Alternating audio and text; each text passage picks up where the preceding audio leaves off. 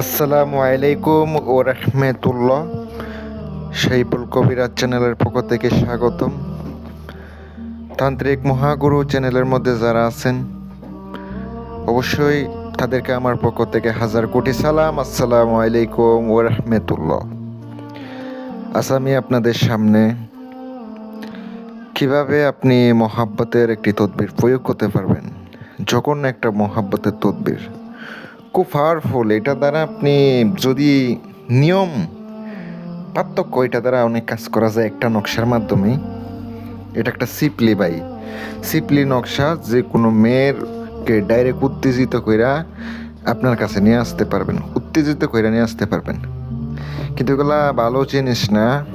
যদি আপনি সঠিক নিয়ম অবলম্বন করে যদি আপনি করতে পারেন, করেন, নিষেধাজ্ঞা নেই। আর কথা হচ্ছে, এগুলা করলে অবশ্যই তওবা করে নিতে হবে, কারণ এগুলা ডাইরেক্ট হারত মারতের জাদুর একটু অংশ, ব্ল্যাক ম্যাজিকের অংশ। এগুলা করতে গিয়ে যদি কারো কোনো কিছু হয়, আমি দায়ী থাকবো না। আর অনেকে বলে, ভাই কাজ করে দেন। আপনার যদি খরচ না দেন, কাজ করবো কেমনে, আমার জিনিসপত্র কিনবো কেমনে? যাদের বিবেক আছে তারাই বলবেন কাজ করে দেন, পরে টাকা দিব। আপনারা অবশ্যই বুঝে শুনে কথাগুলো বলবেন, কারণ আমারও জিনিসপত্র আনতে হয়।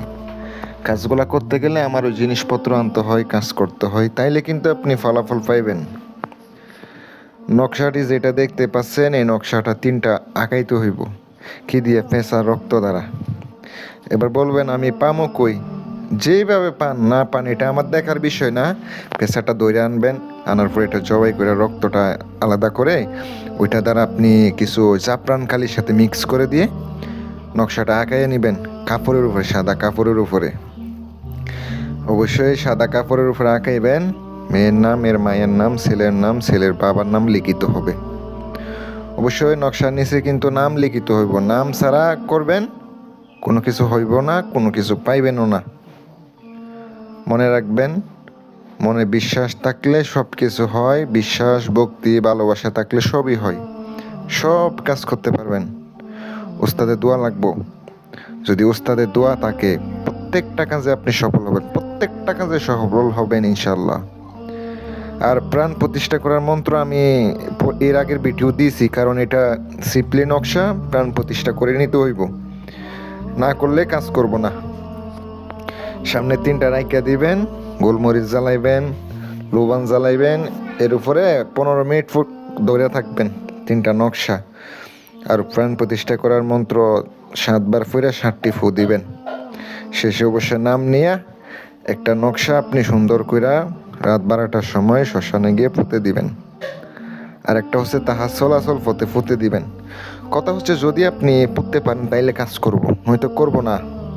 শত্রুর ব্যবহারের কাপড়ের অংশ হোক, চুল হোক, নখ হোক, যেটাই হোক দিয়ে দিবেন। আরেকটা হচ্ছে, আপনি নদীতে বাসায় দিবেন, মানে নদীতে আপনি দিয়ে দিবেন। জোয়ার মেটটা নদীতে রাতে 12টার সময়। পিছনে তাকাইবেন না এগুলা কাজ করার সময়, অনেক সময় ক্ষতিও হইতে পারে।